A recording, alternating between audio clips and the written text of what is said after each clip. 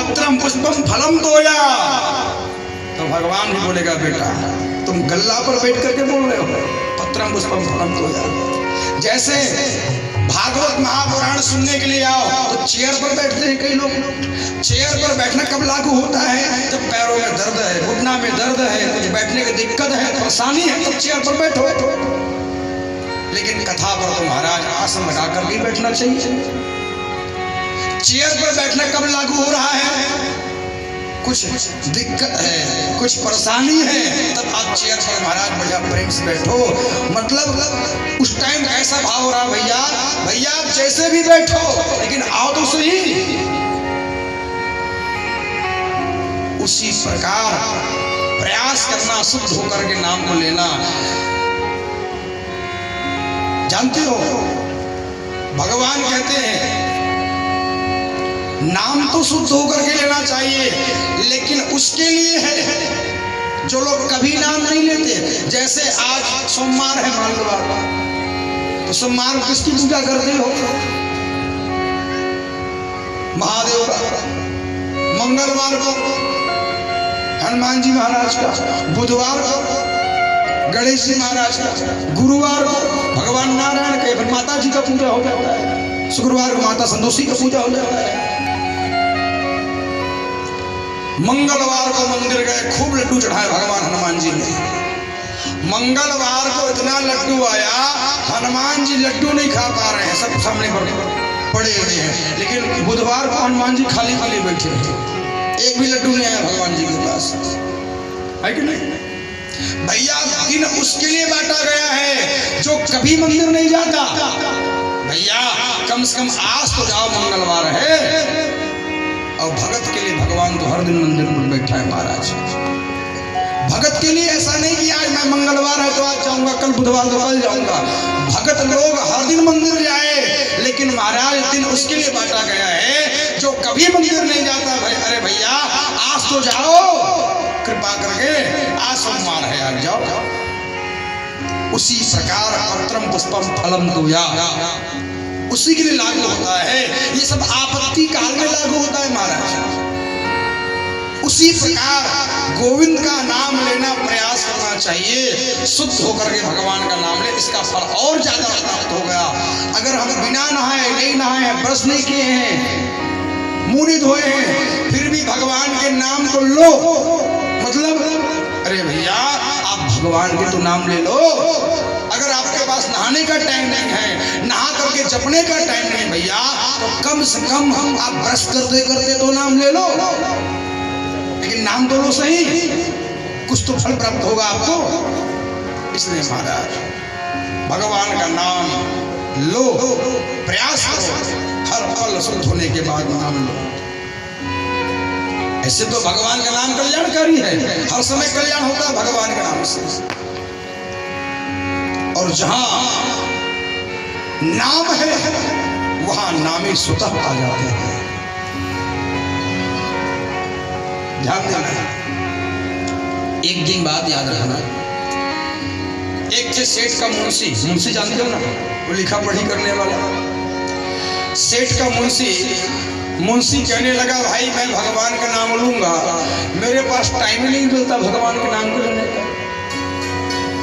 तो सेठ का मुंशी सोचे, बोले मैं भगवान का नाम कब लूंगा? तो मुंशी कहने लगा, बोले मैं लघुशंका करते करते भगवान का नाम लूंगा। लघुशंका जान गए ना? बोले मैं लघुशंका करते करते भगवान का नाम लूंगा। तो मुंशी खड़ा हो गया और मुंशी खड़ा होकर के लघुशंका करने लगा और भगवान का नाम राम राम राम राम राम राम राम राम जपने लगा मुंशी। हनुमान जी महाराज घूमते घूमते मुंशी के गांव में आ गए। हनुमान जी महाराज देखा, अरे राम राम राम राम मुंशी, अरे तुम नहा धो करके भगवान का नाम लेते, लेकिन तुम तो लघुशंका करते करते भगवान का नाम ले रहे हो, थोड़ा भी शर्म नहीं तुमको?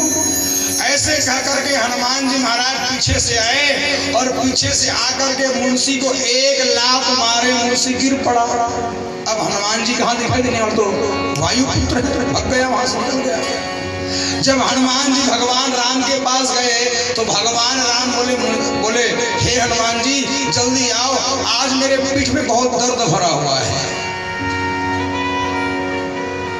हनुमान जी बोले क्यों प्रभु? बोले हनुमान जी, बोले एक मेरा मुंशी था, वो लघुशंका करते करते राम राम बोल रहा था, पता नहीं उनको 1 लाख कौन मार दिया। उस टाइम जब राम राम बोल रहा था तो उनके अंतर आत्मा पर मैं बैठा हुआ था, तो उनके सारे लाख को खाने वाला मैं हूँ। हनुमान जी महाराज लज्जित हो गए, रोने लगे, प्रभु वो मुंशी को 1 लाख मारने वाला मैं हूँ। हनुमान जी कहने लगा, इससे सिद्ध होता है जहां पर आप नाम ले रहे हो वहां पर वो नामी स्वयं चल करके आ जाता है महाराज।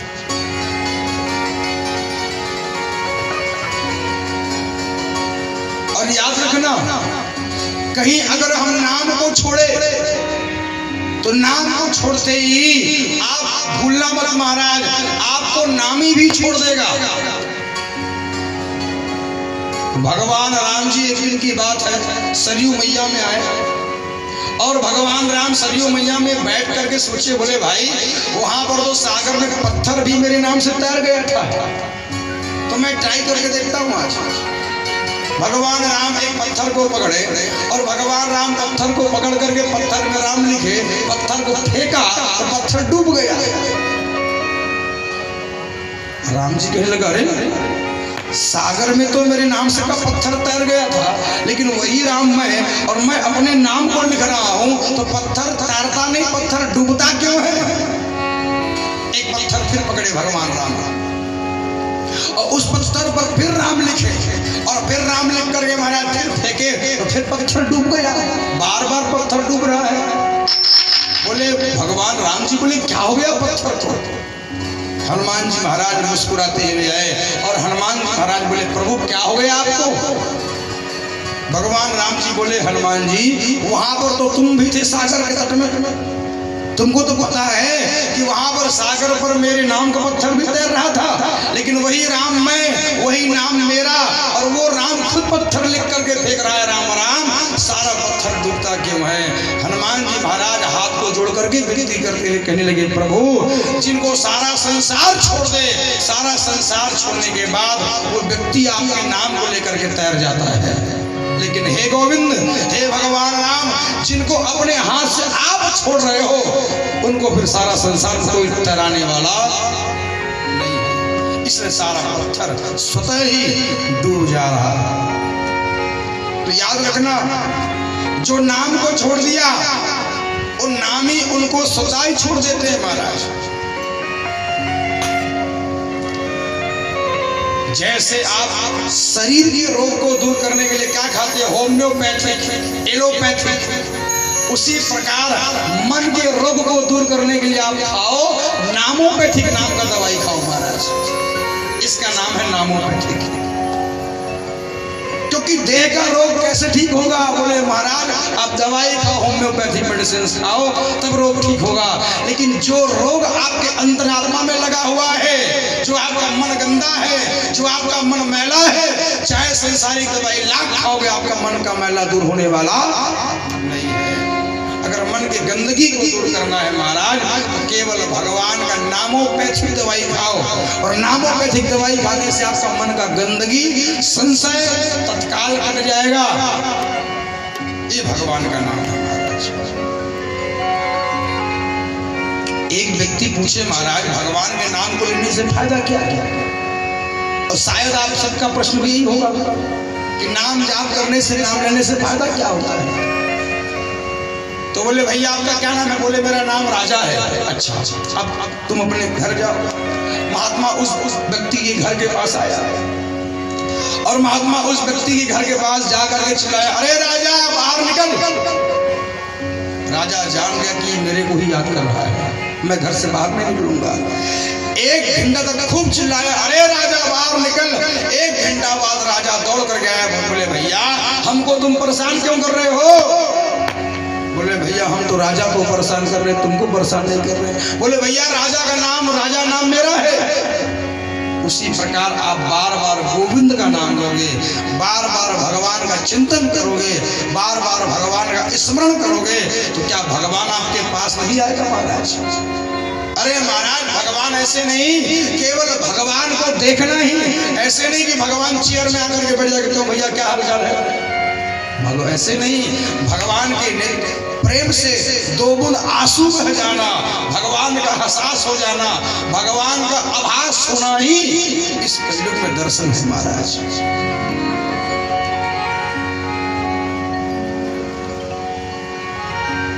याद रखना, एक दिन माता पार्वती व्रत किया। कौन सा व्रत की? एकादशी व्रत की माता पार्वती। और एकादशी व्रत करने के बाद जानते हो, 13 लगने से पहले कुछ खा लो, नहीं तो आपका व्रत टूट जाएगा, आपका व्रत भंग हो जाएगा महाराज। तो माता पार्वती द्वास को ही बैठी और बस 13 लगने वाला था। माता पार्वती सोची, बोले भाई हम तो 1001 नाम लेंगे तब खाएंगे कुछ। भगवान महादेव कैलाश में बोले, देवी तब तक 13 लग जाएगा, आपका व्रत भंग हो जाएगा। लेकिन माता पार्वती मानती नहीं थी। तो भगवान शंकर बोले, देखो देवी आप 11 बार नाम ले लो बस भगवान राम का, और 11 बार नाम लेने से 1001 नाम लेने का फल आपको तत्काल प्राप्त हो जाएगा। भगवान शंकर कहने लगे, हे पार्वती जपतः सर्व वेदांशा सर्वा मंत्रस्य पार्वती तस्मात् कोटि गुण पुण्याना राम नाम तस्तते। भगवान शिव क्या कहते हैं? जपतः सर्व वेदांश, आप सारे वेद को पढ़ते हो। सर्वा मंत्रस्य पार्वती, सारे वेद को पढ़ने के बाद, सारे मंत्र को पढ़ने के बाद, तस्मात् कोटि गुण पुण्यानाम, सारे वेद पढ़ लो, सारे पुराण पढ़ लो और सारे मंत्र को जप लो। इससे जो फल मिलता है उससे 10 गुना और 1000 गुना फल एक बार आपको राम कहने से प्राप्त हो जाएगा। एक बार आप राम बोल दो देवी, आप राम नाम वरानने। हे देवी पार्वती, इसलिए तुम एक बार राम बोलो और राम बोलते ही आपका कल्याण हो जाएगा। आपको 1001 नाम लेने का फल 11 बार राम बोल दो तत्काल प्राप्त हो जाएगा। ध्यान देना, एक गांव में थे 2 भाई थे, उनका नाम है धर्मवीर और कर्मवीर। धर्मवीर नाम जाप बहुत करता था, धर्मवीर राम राम राम राम कहता था, लेकिन छोटा भाई कर्मवीर कभी